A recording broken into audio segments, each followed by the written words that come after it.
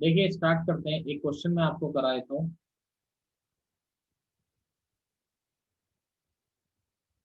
A circle of radius 2,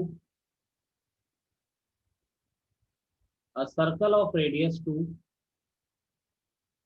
lies in the first quadrant, lies in the first quadrant and touches both the axes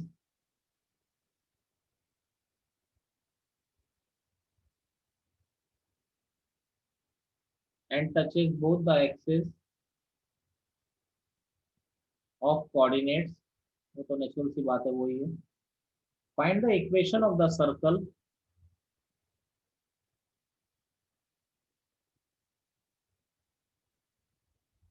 find the equation of the circle with center 6 comma 5, with center 6 comma 5 and touching the above and touching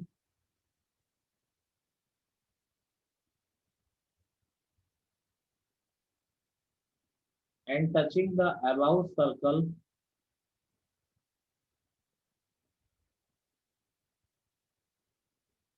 externally। देखिए क्या position बन रही है। एक circle है, दोनों axis को touch कर रहा है, एक्स एक्सिस को भी टच कर रहा है, वाई एक्सिस को भी टच कर रहा है। इसका रेडियस आपको 2 गिवन है। ऐसा सर्कल जो दोनों एक्सिस को टच करता है, अगर उसका रेडियस 2 है तो इसका मतलब सेंटर क्या होगा उसका, 2,2। 2,2। चलिए अब एक तीसरा सर्कल है, अब एक तीसरा सर्कल है जो इसको टच कर रहा है और इसका सेंटर आपको गिवन है 6,5, इसका सेंटर है। अब ये बोल रहा है कि एक्सटर्नली टच कर रहा है, तो नेचुरल सी बात है ऐसे टच कर रहा है। अब बोल रहा है कि इस दूसरे वाले सर्कल का इक्वेशन निकालिए। तो मेरी थिंकिंग क्या हो, अप्रोच क्या होनी चाहिए कि भाई अगर ये इस वाले सर्कल का सेंटर तुम्हें पता है, सेंटर 6,5 है, तुम्हें क्या निकालनी है, केवल रेडियस निकालनी है। जैसी तुम्हारे पास रेडियस आएगी वैसी क्वेश्चन हो जाएगा। Yes sir. अब देखिए इसका सेंटर 2 है, इसकी रेडियस को अगर मैं आर मान लेता हूँ, मेरी बात समझे, इसका सेंटर 2 है, इसकी रेडियस को मैं आर मान लेता हूँ। तो देखिए यहाँ पर ये मान लीजिए आपका ए आ रहा है, ये आपका सी आ रहा है और ये आपका बी आ रहा है। तो फर्स्ट ऑफ ऑल तो देखिए रेडियस निकालनी है, तो आप जरा ध्यान दीजिए कि ए बी को क्या लिख सकता हूँ मैं, ए बी डिस्टेंस किसके बराबर होगी, A C plus C B. A B distance जो होगी किसके बराबर होगी, A C plus C B के बराबर होगी, नहीं होगी। Sir. Yes sir. A B distance हम भी निकाल सकते हैं, ए पॉइंट है और बी पॉइंट है। तो अंडर रूट ऑफ 6 - 2 का होल स्क्वायर प्लस 5 - 2 का whole square is equal to A C plus C B. तो ए सी आपकी डिस्टेंस 2 है, फर्स्ट सर्कल की रेडियस, और सी बी दूसरे सर्कल की रेडियस आर। तो यहाँ पर हो गया 6 - 2 4 का स्क्वायर यानी 16 plus 9 equal to 2 plus R. तो यह आ गया 2 plus R is equal to 5। तो रेडियस इसकी क्या आ गई, 3 आ गई और इसका सेंटर 6,5 है। तो रेडियस और सेंटर अगर आपको किसी सर्कल के पता है तो x - a का स्क्वायर प्लस y - b का square equal to R square. तो ये हो गया x - 6 का होल स्क्वायर प्लस y - 5 का होल स्क्वायर इक्वल टू 3 का स्क्वायर। बाकी इसको ओपन करेंगे तो x square plus y square minus 12x minus 10y plus 36 plus 25 minus 9 equal to 0। X square plus y square minus 12x minus 10y plus 52 is equal to 0। ये आपका answer. Copy करिए। अगला heading है हमारा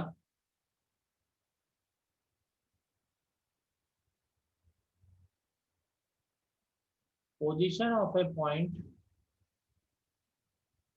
with respect to circle. Parabola, ellipse, hyperbola में सब में मैं इसी तरीके से करूंगा। तो अगर आप इधर से समझ लेते हैं कई चीजें तो वहां पर चीजें आसान हो जाती है। देखिए कल का लेक्चर बड़ा इंपॉर्टेंट होगा, कल टेंजेंट वगैरह चलेंगी।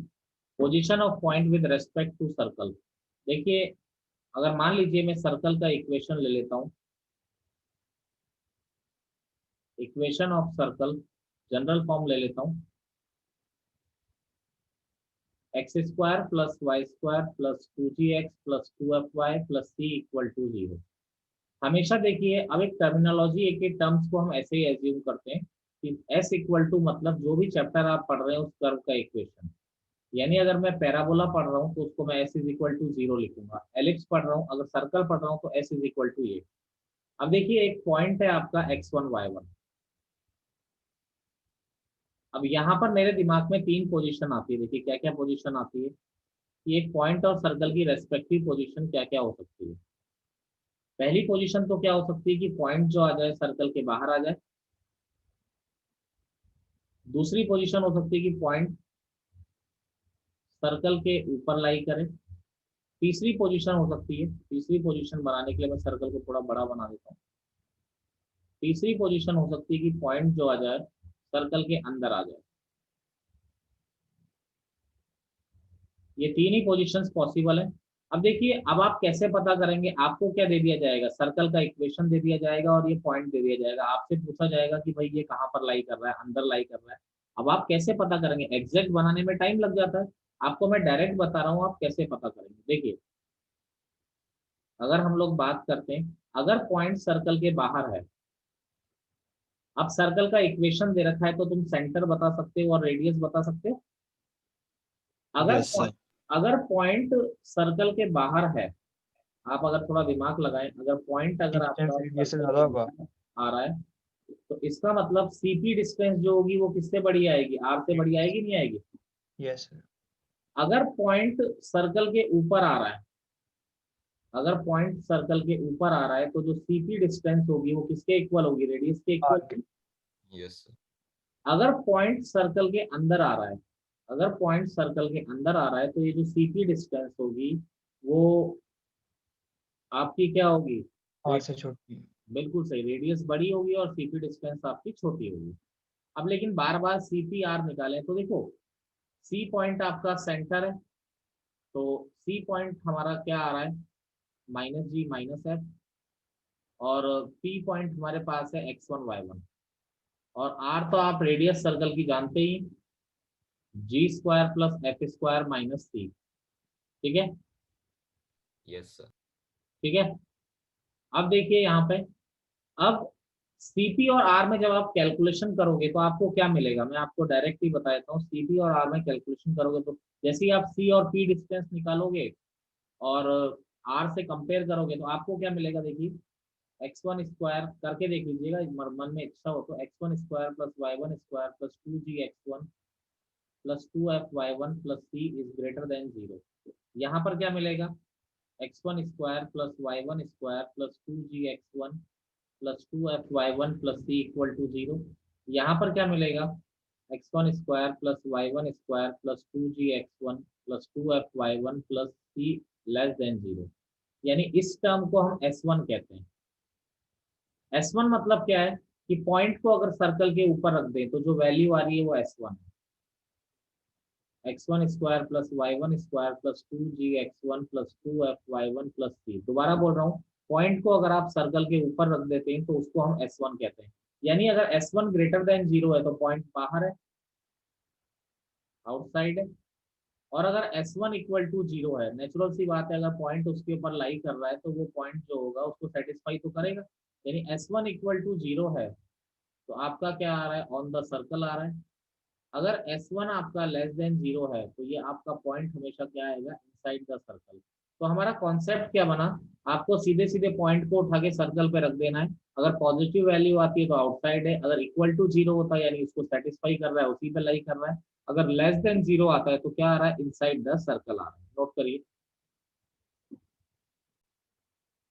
देखिए आगे कहानी को हम लोग बढ़ाते हैं। तो नेक्स्ट जो है हमारा क्वेश्चंस हम लोग स्टार्ट करते हैं। तो क्वेश्चंस क्या है, फर्स्ट बिल्कुल बेसिक क्वेश्चन, आपको पोजीशन ऑफ पॉइंट बतानी है 1, 2 and 6, 0 with respect to the circle, with respect to the circle x² + y² - 4x plus 2y minus, आप एनसीईआरटी आरडी करके देखिएगा आपसे पूरी हो जाएगी। चलिए अब देखिए, वैसे 1,2 की पोजीशन हम बताएं तो S1 मतलब 1,2 रखा तो 1 का स्क्वायर प्लस 2 का square minus 4 into 1 plus 2 into 2 minus 11, तो 1 प्लस 4 माइनस 4 प्लस 4 माइनस 11, 4 से 4 कैंसिल हो गया, 5 माइनस 11 ये बच रहा है -6, -6 मतलब लेस देन 0, तो इसका मतलब 1,2 कहाँ पर है, ये इनसाइड द सर्कल, तो डायरेक्टली आपको पता पड़ गया इनसाइड द सर्कल। अगला देखिए 6,0 रख के देखा तो इसके लिए क्या आता है, 6 का square plus 0 minus 4 into 6 plus 2 into 6 minus 11, तो ये आ गया 36 माइनस 24 प्लस 12 माइनस 11, तो ये आ गया 12, 36 माइनस 12 प्लस 1, ठीक है, इक्वल टू कितना आ गया 13, यही आ रहा है। सर 12 नहीं है। अच्छा ये 0 है, सॉरी 0 0, ठीक है 12 नहीं है तो ये -11, 12 माइनस 11 यानी 1, यानी S1 क्या आ रहा है, फिर अगेन पॉजिटिव आ रहा है, यानी 6,0 जो आ रहा है यह आ रहा है आउटसाइड द सर्कल। चलिए करिए अगला एक क्वेश्चन कराता हूँ, एक क्वेश्चन और मैं इस पे करा रहा हूँ आपको। क्वेश्चन है the circle x square plus y square minus 6x minus 10y plus lambda is equal to 0 does not touch or intersect the coordinate axis, ना टच करता है ना इंटरसेक्ट करता है, does not touch or cut the coordinate axis and the point 1,4 is inside the circle। तीन condition they the, inside the circle find the range of values of lambda, find the range of values of lambda।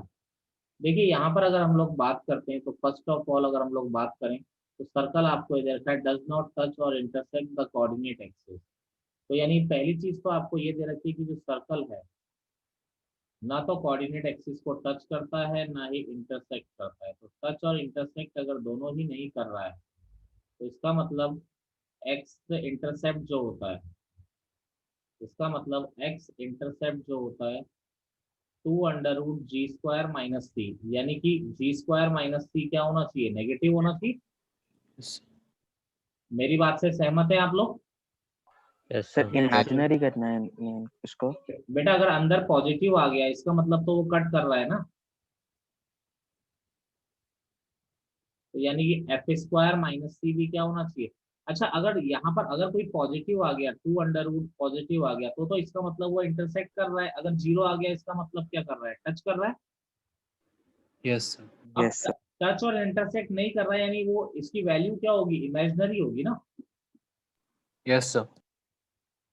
तो देखिए circle जो आ रहा है x² plus y² minus 6x minus 10y plus lambda equal to 0, g equal to हो गया -3, f is equal to हो गया -4, c इक्वल टू हो गया लैम्डा, तो g² माइनस c, तो -3 का square minus c less than 0, c क्या है आपका, c आपका लैम्डा, तो 9 माइनस लैम्डा लेस देन 0, तो यहाँ से आ गया लैम्डा इज ग्रेटर देन 9, तो पहला तो ये पता पड़ गया कि लैम्डा भाई 9 से बड़ा होगा।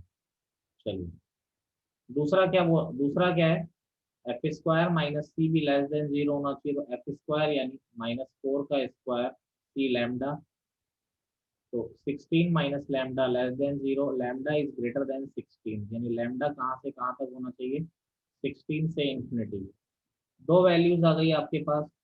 अब इसके बाद आपसे क्या बोल रहा है यहाँ पे, अगला बोल रहा है कि 1,4 इज इनसाइड द सर्कल, 0.1,4 जो है इनसाइड द सर्कल है, इसका मतलब S1 क्या होना चाहिए, लेस देन 0 होना चाहिए। अब अगर S1 लेस देन 0 होगा, सर एफ वहाँ पे माइनस 5 नहीं है?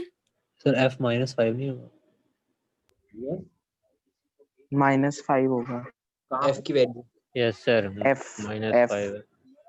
अच्छा F, एक मिनट, -5 है, सॉरी सॉरी सॉरी, F -5 है, सही कह रहे हैं, एक मिनट, बाय मिस्टेक, F आपका -5 है, सॉरी, -5 का स्क्वायर तो 25, ये lambda is greater than 25, lambda belongs to 25 to infinity. अब देखिए 0.14 अगर इनसाइड है तो S1 लेस देन 0, S1 मतलब क्या होता है, पॉइंट को सर्कल में रखिए, 1 का स्क्वायर प्लस 4 का square minus 6 into 1 minus 10 into 4 plus lambda is less than 0, 1 का स्क्वायर प्लस 4 का स्क्वायर 6 इंटू 1, देखिए 16 plus 1 17 -6 -40 plus lambda less than 0, तो 17 -6 आपका कितना, अब देखिए यहाँ पर क्या आ गया, -29 एक मिनट, 17 11 माइनस कितना हो गया, -29 -29 lambda is greater then, lambda is less than 29, ठीक है, यही आ रहा है। Yes sir. अब देखिए फाइनल आंसर, तीन कंडीशंस थी, तीनों मैंने अप्लाई कर दी, फाइनल आंसर तीनों का जो कॉमन होगा वही आपका आंसर हो जाएगा। तो देखिए फर्स्ट क्या बोल रहा है, 9 है, 25 है, 29 है, ये बोल रहा है लैम्डा इज ग्रेटर देन 9, ये बोल रहा है लैम्डा इज ग्रेटर देन 25, ये क्या बोल रहा है, लैम्डा इज लेस देन 29। तो मुझे बताइए कॉमन कहाँ पे, 25 से 29 बिल्कुल सही, 25 से 29, तो लैम्डा बिलोंग्स टू, लैम्डा के जो रेंज आ गई 25 से 29, नोट करिए। एक चीज थी पूछनी। बोलो, नेक्स्ट है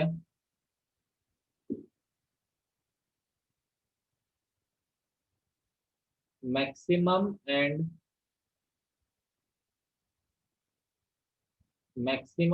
minimum distance of point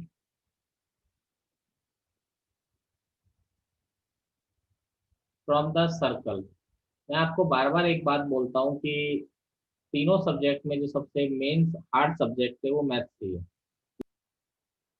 topic start करते हैं, तो सबसे पहले maximum and minimum distance of the circle. अब देखिए पोजीशन की बात करूं मैं तो सबसे पहले तीन पोजीशन मेरे दिमाग में आती है। देखिए केस फर्स्ट, केस फर्स्ट है कि पी पॉइंट जो है आउटसाइड द सर्कल है। अब पी पॉइंट, पॉइंट से तो डिस्टेंस निकाल रहे हो, अब पॉइंट तो आउटसाइड भी हो सकता है, इनसाइड भी हो सकता है। अगर मैं बोल रहा हूँ कि पी पॉइंट जो है आपका सर्कल के बाहर है, अब देखिए अगर P पॉइंट सर्कल के बाहर है यानी यहाँ पर P x1 y1 है, इसकी सर्कल से आप मैक्सिमम और मिनिमम डिस्टेंस निकाल रहे हैं। सर्कल का इक्वेशन मान लीजिए x square plus y square, circle का इक्वेशन आपको दिया हुआ है। तो देखिए अगर मैं इसके बारे में बात करता हूँ तो ये सेंटर है, सेंटर हमको पता है, नो डाउट, अगर सेंटर पता है तो हमें रेडियस भी पता ही है, क्योंकि इक्वेशन अगर हमारे पास होता है तो सेंटर और रेडियस हम जानते हैं। अब देखिए सर्कल की मिनिमम डिस्टेंस, इस पॉइंट से सर्कल की मिनिमम डिस्टेंस क्या होगी, जरा आप लोग देखें यहाँ पे, इस पॉइंट से सर्कल की मिनिमम डिस्टेंस क्या होगी, मुझे लगता है ये वाली डिस्टेंस ही मिनिमम होगी सर्कल की, इसके अलावा तो जो भी डिस्टेंस होगी वो ज्यादा ही होगी ना, यस सर। ठीक है। तो ये जो मिनिमम डिस्टेंस होगी सर्कल की पॉइंट से, यही वाली डिस्टेंस आपकी क्या होगी, मिनिमम। अब मुझसे कोई बोलता है कि ये वाली डिस्टेंस निकालो, मैंने बोला मैं कैसे निकालूं भाई, मुझे ये पॉइंट नहीं पता। लेकिन आप एक बात देखिए, आपको सी पॉइंट पता है, सेंटर सेंटर पता है और पी पॉइंट पता है, तो इस डिस्टेंस को मैं क्या, मैं सीपी माइनस आर लिख सकता हूँ। Yes yes sir. सर। अगर इसमें से मैं इतनी को माइनस कर दूंगा तो ऊपर वाली तो बचेगी ना आपकी, यस सर। ये हो गई मिनिमम डिस्टेंस। अगर मुझसे कोई कहता है कि भाई आप मैक्सिमम डिस्टेंस बताइए, तो देखिए बिल्कुल बता देते हैं मैक्सिमम डिस्टेंस क्या होगी, मुझे लगता है मैक्सिमम डिस्टेंस आपकी ये होगी, अरे यही तो होगी ना मैक्सिमम डिस्टेंस सर्कल से। Yes, sir. CP. तो अब देखिए Yes, sir. ये डिस्टेंस क्या हुई, CP plus R। Yes, Yes, sir. sir. CP plus R. तो ये वाली डिस्टेंस क्या हो गई आपकी, CP प्लस R, ये वाली डिस्टेंस हो गई। एनी प्रॉब्लम किसी को? No, sir. अगला देखिए केस 2। केस 2, P पॉइंट जो है अगर सर्कल पे लाई कर रहा है, अगर P पॉइंट सर्कल पे लाई कर रहा है यानी इस तरह से है, तो अगर मुझसे कोई बोलता है कि भाई मिनिमम डिस्टेंस क्या होगी, हाँ जी बोलो, किसी ने कुछ बोला? 0। Yes, sir. Yes, sir. Minimum distance 0 हो गई, मैक्सिमम डिस्टेंस क्या होगी, मुझे लगता है यही देखना। CP. हाँ जी C. CP 2R. plus 2R.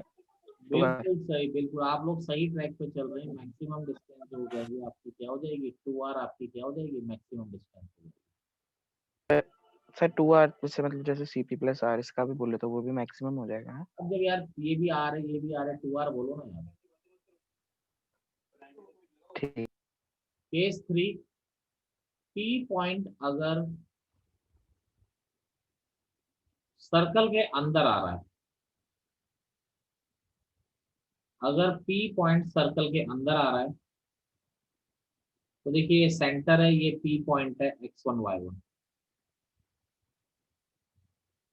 तो देखिए अब अगर मैं बात करूं तो मिनिमम डिस्टेंस मुझे R minus CP.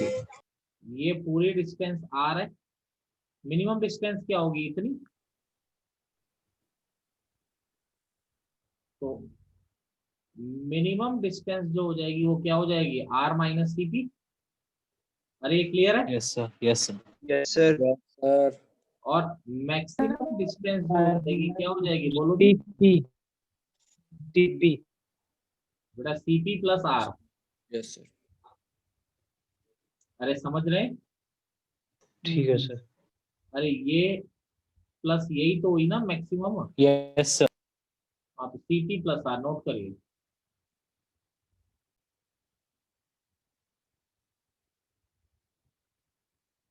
Find the shortest and largest distance, shortest and largest distance from the point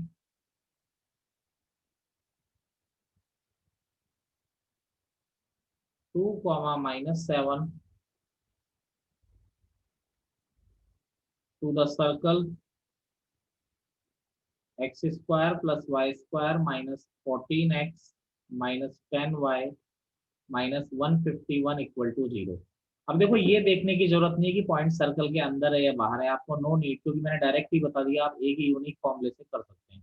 तो देखो सेंटर क्या है इसका 7,5, ठीक है। रेडियस क्या है आपकी, रेडियस हो जाएगी 49 प्लस 25 प्लस 151, तो ये हो गया आपका 225 यानी हो गया 50, 25. 15. ठीक है। और P पॉइंट आपका क्या है, -2 -7। तो देखिए CP डिस्टेंस क्या आ जाएगी, CP डिस्टेंस आ जाएगी 7 - 2 का होल स्क्वायर प्लस 5 प्लस 7 का होल स्क्वायर, 25 प्लस 144 यानी 13। 13 sorry. तो मिनिमम डिस्टेंस जो आएगी, मिनिमम डिस्टेंस आपको बताया था, मॉड ले लीजिए R माइनस CP, तो 15 - 13 यानी आपका क्या आ गया 2, और मैक्सिमम डिस्टेंस जो हो गया वो हो गया R प्लस CP। मॉड की जरूरत ही नहीं है खैर इसमें तो, ठीक है, क्योंकि दोनों ही डिस्टेंस है। तो R प्लस CP यानी 15 प्लस 13 आपका क्या हो गया 28।